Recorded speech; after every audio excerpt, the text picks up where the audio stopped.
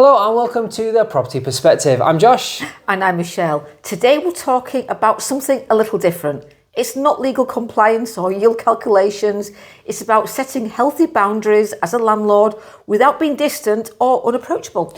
That's it, but let's be honest, being a landlord isn't just about property, it's about people. And if you're a naturally kind or empathetic person, it can be really hard to know where the line is between being super friendly and being taken advantage of. Definitely. We see it all the time. Landlords will start off wanting to help their tenants, which is a lovely thing, but over time they feel stuck.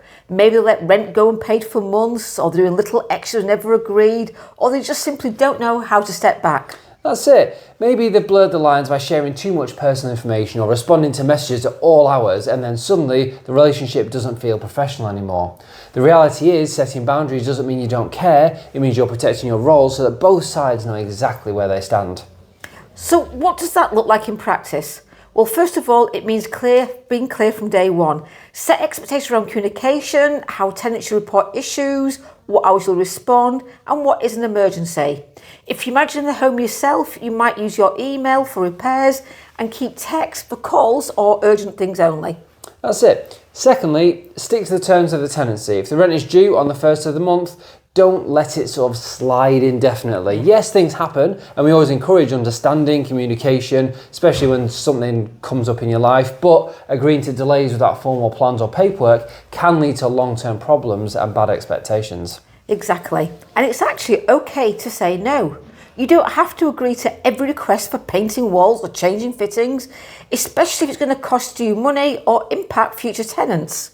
But you can listen, consider it, and then say no politely and clearly if it's not in the property's or your best interest. And on the flip side, good boundaries can actually lead to better relationships. When tenants know where they stand, they're more likely to respect the property and the agreement. There's less confusion, less frustration, and much more trust. Exactly. We often say that you should aim to be friendly, but not overfamiliar. Professional doesn't mean cold, it just means being consistent. You can be warm, respectful, approachable, while still protecting your role as the landlord.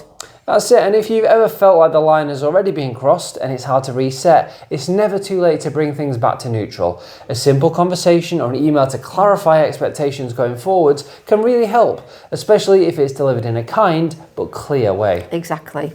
At JDG, we act as that buffer for our landlords. Our managed landlords don't have to deal with the late night repairs or the awkward rent conversations. We handle all that with clear policies and, of course, professional care.